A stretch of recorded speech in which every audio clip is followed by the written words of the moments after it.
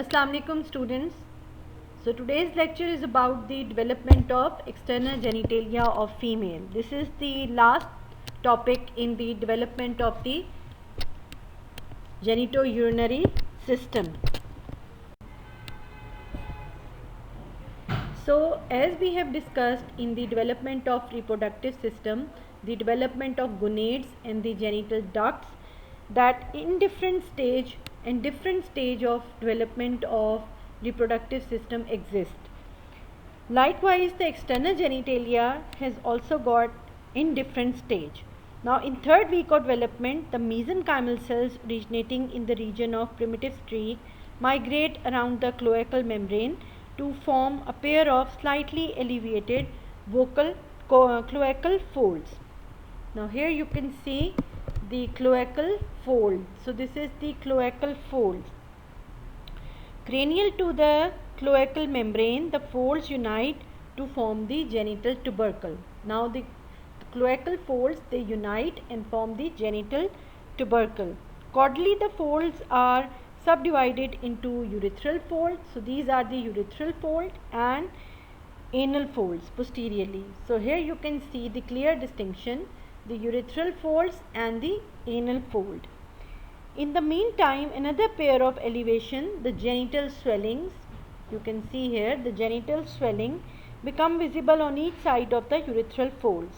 These swelling later form the scrotal swelling in the male and the labia majora in the female. Now at the end of 6th week, however, it is impossible to distinguish between the two sexes. That is, the external genitalia is the same. That's why often when ultrasound done for identification of the sex of baby in the 6th week, it is often misleading because the external genitalia is same in both sexes.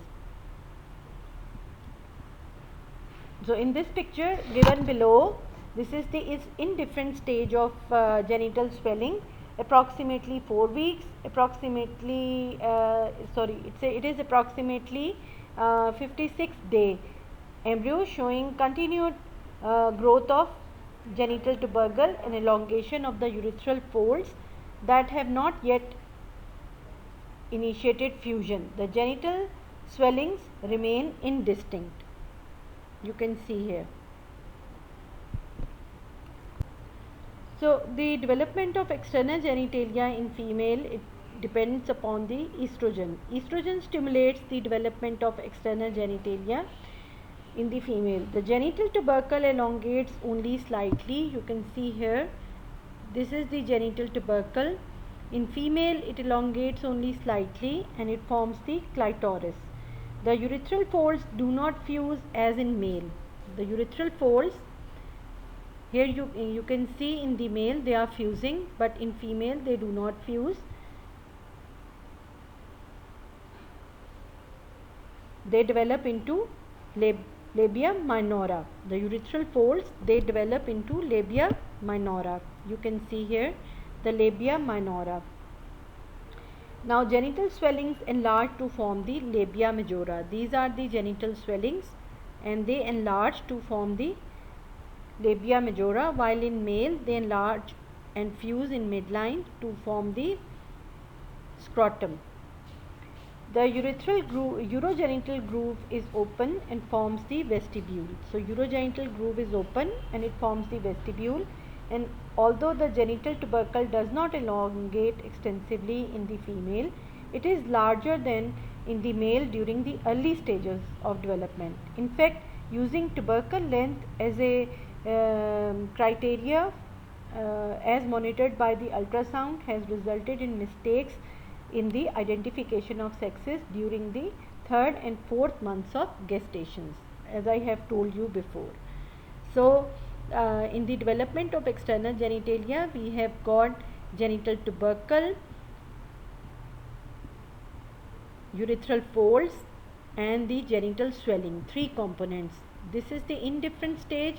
Now different stage, when starts differentiating, the tubercle elongates and it forms the clitoris. The urethral folds, they remain open and form the labia minora. and then the genital swellings, they enlarge and form the labia majora,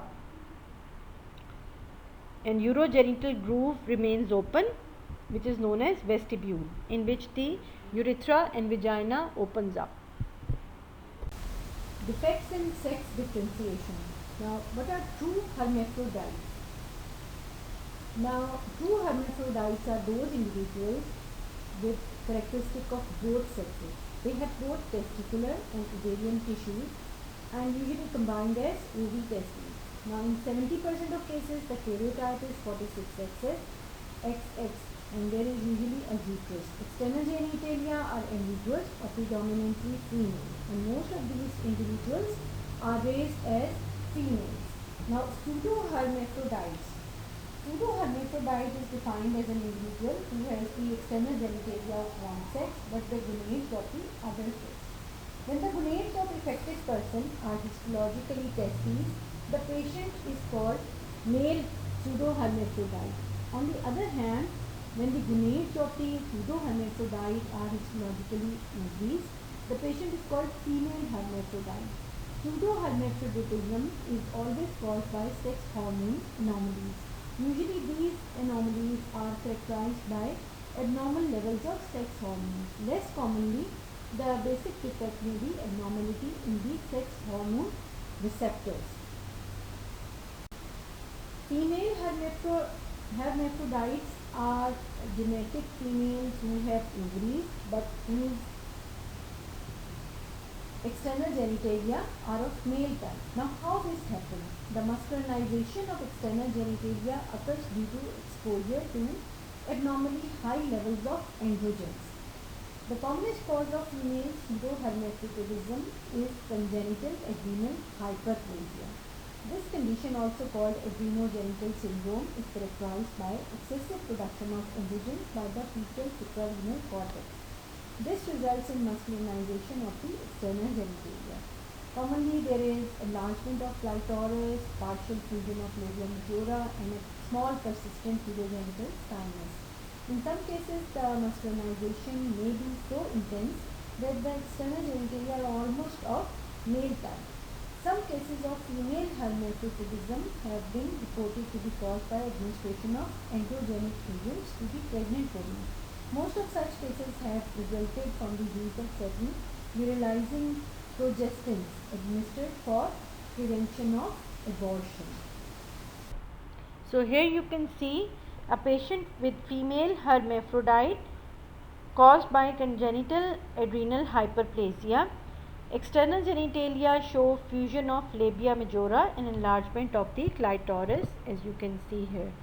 So this is the clitoris and fusion of the labia majora occurs.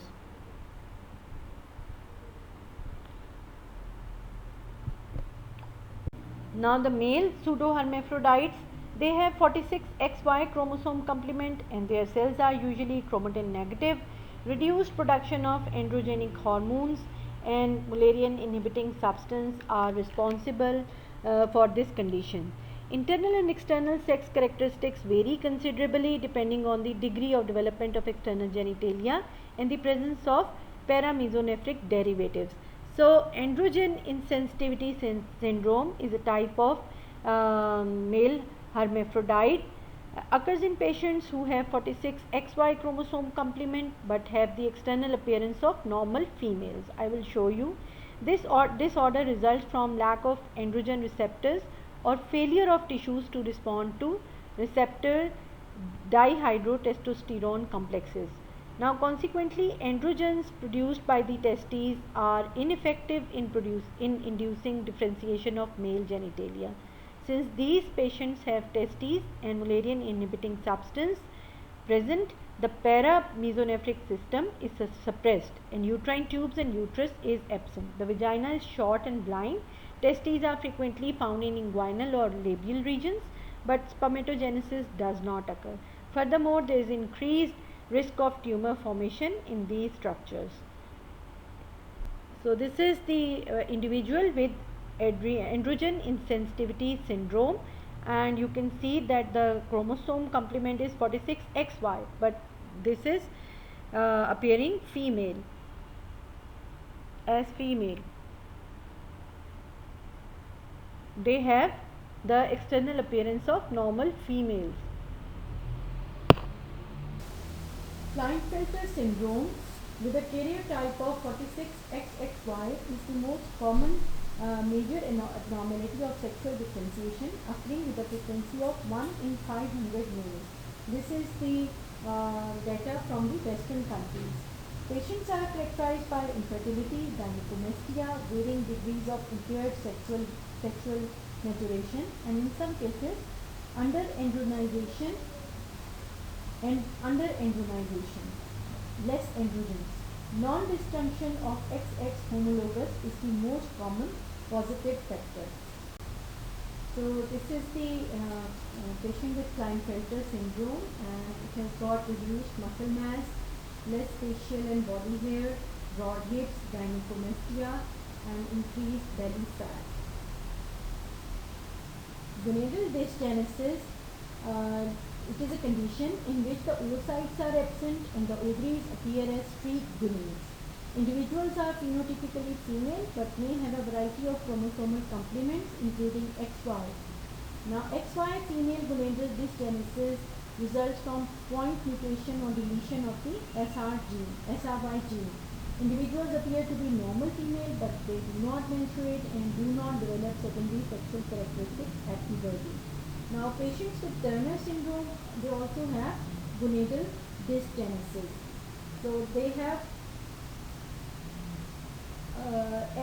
46X karyotype, short stature, high arched palate, webbed neck, shield-like chest, cardiac and renal abnormalities, and inverted nipples. Absence of oocytes in 45X cases is due to increased oocyte loss and not to germ cell anomalies. Now this is a patient with Turner syndrome.